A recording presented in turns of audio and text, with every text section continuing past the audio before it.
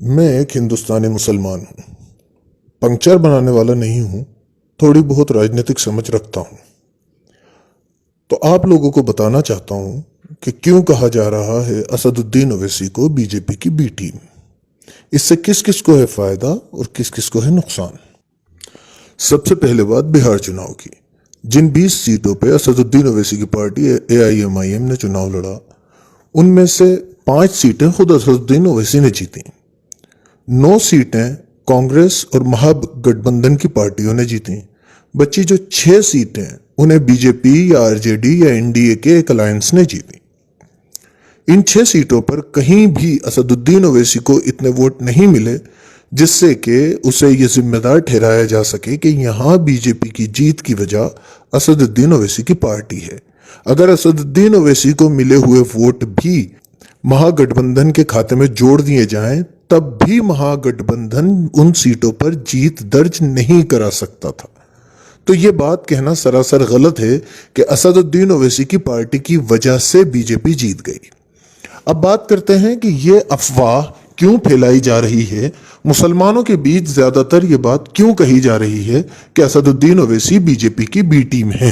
बिहार चुनाव का रिजल्ट आते ही इंडियन यूथ कांग्रेस और कांग्रेस के कई ऑफिशियल अकाउंट से असदुद्दीन ओवैसी को अमित शाह के साथ या आरएसएस के ड्रेस में दिखाया गया। देखिए, इसे आपको समझना पड़ेगा।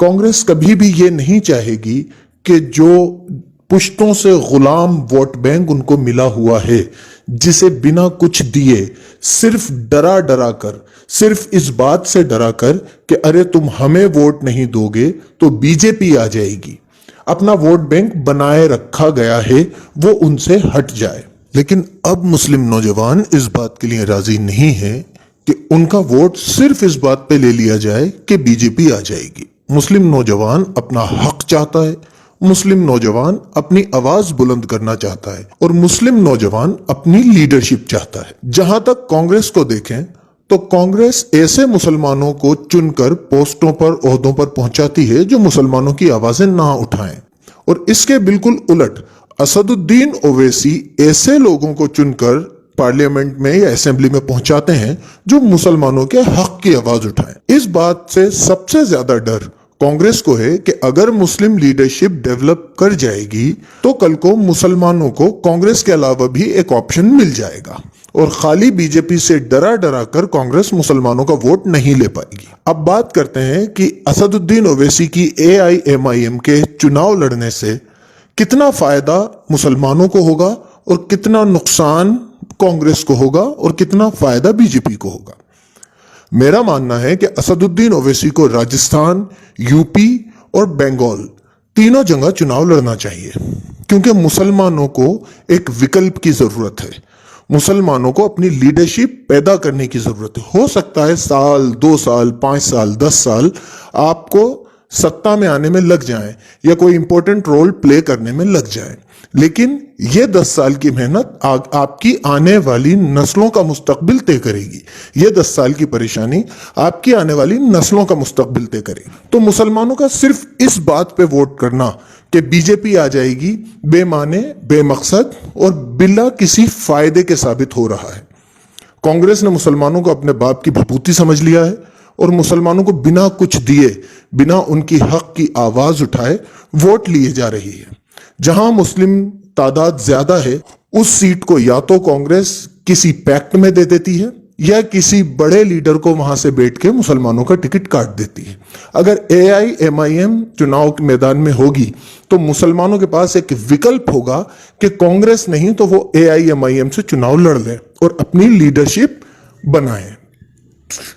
अब बात करते हैं यूपी चुनाव, वेस्ट बंगाल चुनाव की और राजस्थान चुनाव की। अगर यूपी में एआईएमआईएम चुनाव लड़ती है तो मजबूरन कांग्रेस या समाजवादी पार्टी को एआईएमआईएम से समझौता करना चाहिए या करना पड़ेगा। अगर राजस्थान में एआईएमआईएम चुनाव लड़ती है तो राजस्थान में 16 ऐसी सीटें हैं जहां से मुसलमान जीत के आ सकते हैं और कई ऐसी सीटें हैं जहां पर मुसलमान डिसाइडिंग फैक्टर होते हैं। तो राजस्थान की कांग्रेस पार्टी को भी असदुद्दीन ओवैसी की पार्टी एआईएमआईएम से समझौता करना पड़ेगा और करना चाहिए।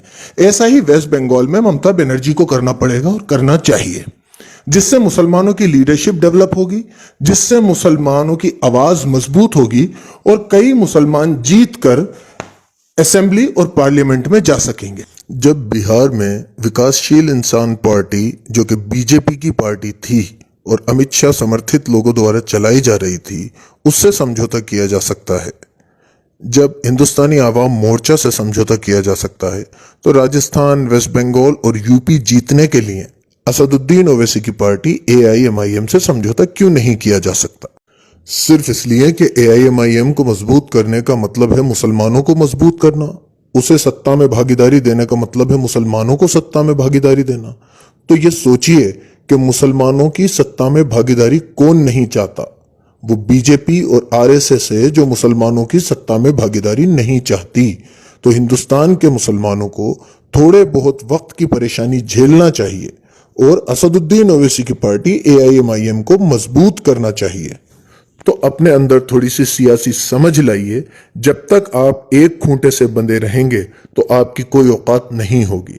जैसे RSS बीजेपी में भी मौजूद है और कांग्रेस में भी मौजूद है, वैसे ही आपको सबके लिए अपने दरवाजे खुले रखना चाहिए। आप यकीन रखिए, मैं अल्लाह की कसम खा के कहता हूं कि मैं AIMIM का ना तो मेंबर हूं, ना पोस्ट होल्डर हूं, ना मेरे स्टेट में AIMIM मौजूद है, लेकिन मैं सियासी समझ रखता हूं और आप लोगों को सही बात समझाना अपना फर्ज समझता हूं। अल्लाह हम सबको सही फैसले लेने की तौफीक अता फरमाए। वाखिर दावाना अनिल हम्दुलिल्लाहि।